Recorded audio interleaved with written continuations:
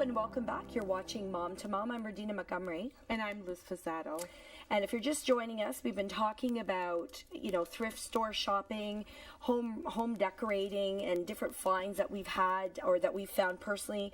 Mm-hmm. And now we're going to talk about staging your home. That's something that's very important, especially if you're selling your home. It's something that, is recommended if you want a quick sale. It's something that should be done.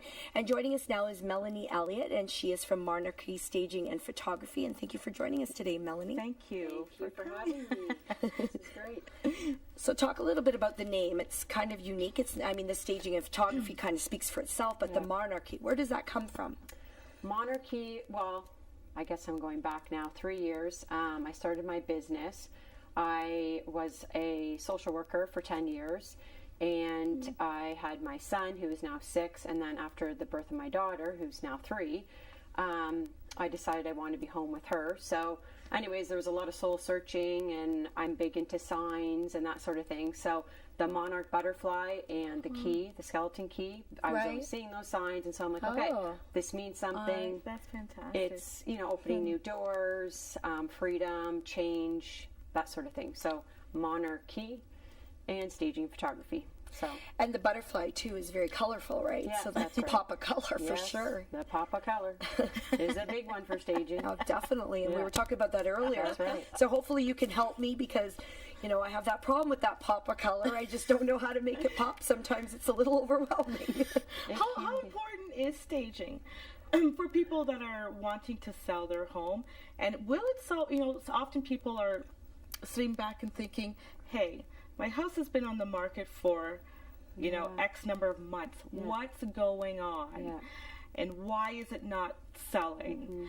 Mm-hmm. Would that help clients sell their homes faster?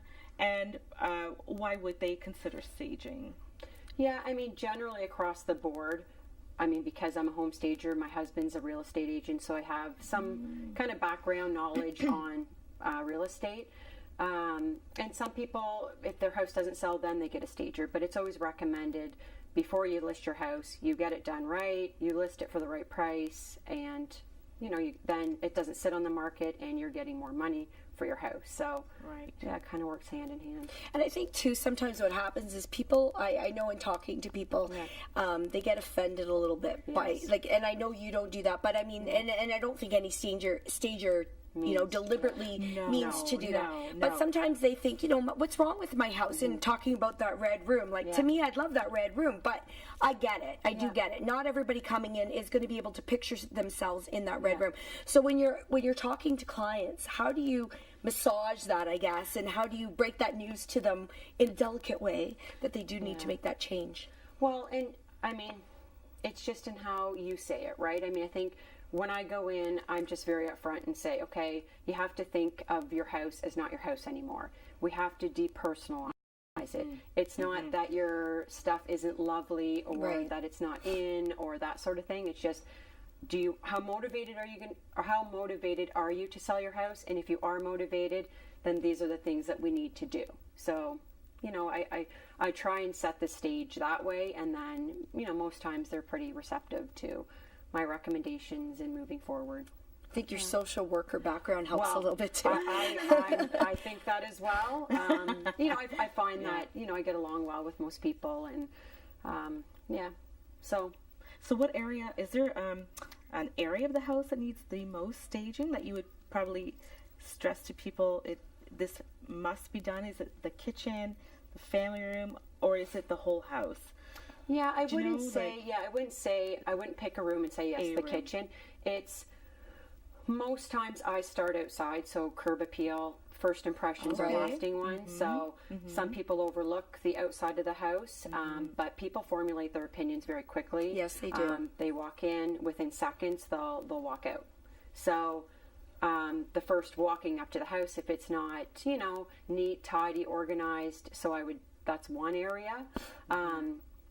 Just rooms in general, I wouldn't say there's one room that should be staged or more so than another one, but The outside is key. See, I'm one of those people, and there's several people like that can walk into a home and overlook the red color walls and know that I'm going to paint it anyway just because everybody likes to personalize. But not everybody does it. Some people like to buy the home as is and live in it and not want to do the work.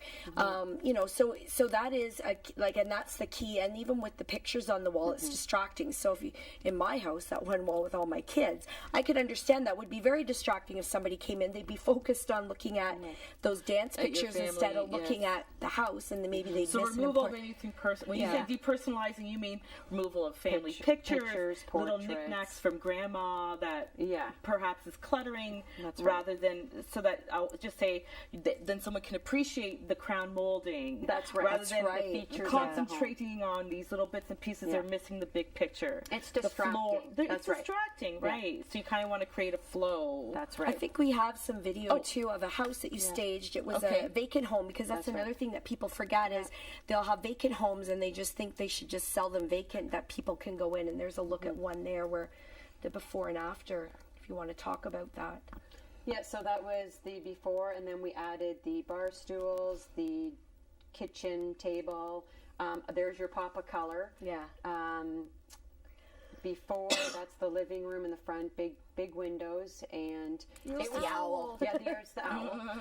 It was a smaller room, so it was a bit tricky. We didn't have we didn't have end tables. We just put the couch, coffee table, and greenery is always great because it brings in the color, nature. The bedroom, I did 2 bedrooms. I think that's the master. Yeah, that's the master. Wow.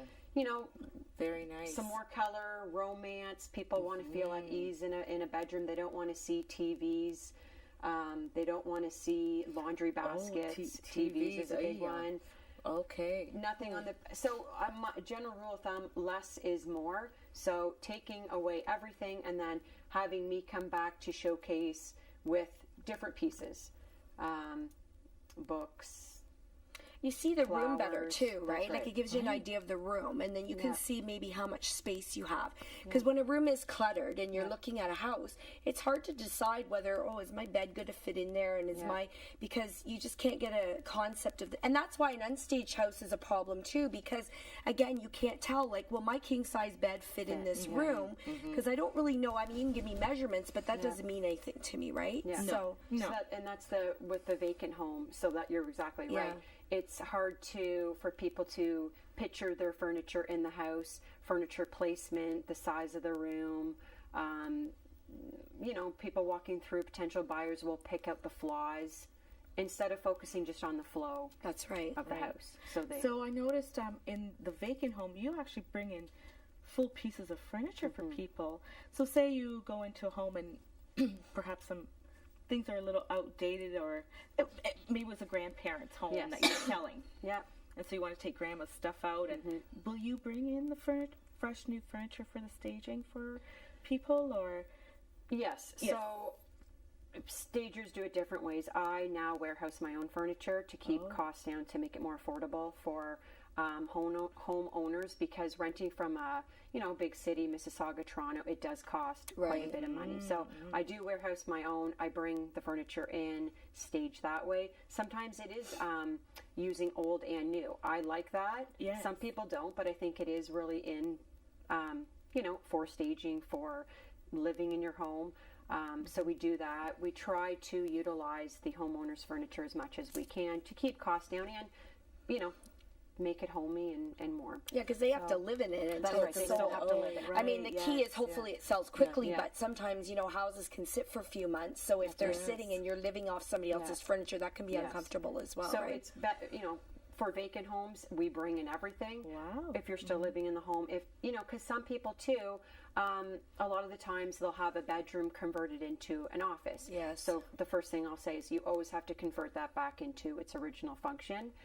Because again, people going through the house, they're viewing 10 homes or 5 homes, whatever, and that's the last thing they think. Oh, that house only had 2 bedrooms, when really it was 3, but it was an office or a hobby, or a dining room was turned into a kids area. So you want to bring it back to that what it is really supposed to be. I think expectations have changed too, because I mean, with a lot of these decorating shows, we see them and then we see that before and after, and so now we have expectations of what houses should look like when we go to buy them. I think that's just the way it's gone. I mean, back in the day, you could just walk into a home and if it's cluttered, you looked past it, but people don't expect that anymore because we're so used to model homes. Like, we can't model homes that are perfect. Nobody sat on the couch. Oh, right, and we're talking about decluttering, right? Yeah. So to start the process, you would probably recommend your clients to start, throw away, keep that sort of thing. Yeah. Okay. Yeah, so the staging is somewhat 3 phases. I'll come in for the consultation, so go through the house, interior, exterior, give recommendations. The second phase is the decluttering, the work phase, and most times homeowners want to do that themselves. And then the third phase is the showcasing. So me removing furniture, bringing furniture in, just even repositioning furniture in a room to allow for a better flow of traffic when you're walking through, making it appear bigger, more spacious, that sort of thing. Right. And using accessories to put them where they should be, or giving that pop of color.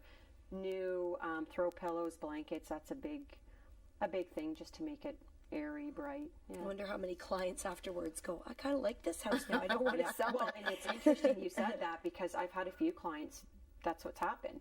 That they'll paint because it's not that expensive to paint. Paint makes such a difference, right? A big transformation. So, as well, with decluttering, it's also, renovations, whether that's a big renovation or just, whatever your budget, whatever we're working with, paint the walls neutral. And makes such a difference. And a lot of the time, oh my gosh, I love my house again. Well, we thank you so much. I think you answered some of my questions. I feel a little more confident now with that pop of color. We're going to take a quick break here, but I know that you have a contest. Yes. So if you could quickly just let our viewers know about that. Yeah, that is either a free virtual tour or free 30-minute home staging consult. Okay, great. Yeah. Well, thank you so much, Melanie. We appreciate it. Yeah. Don't go away, because we're going to talk secondhand and boutiques again. Come right back.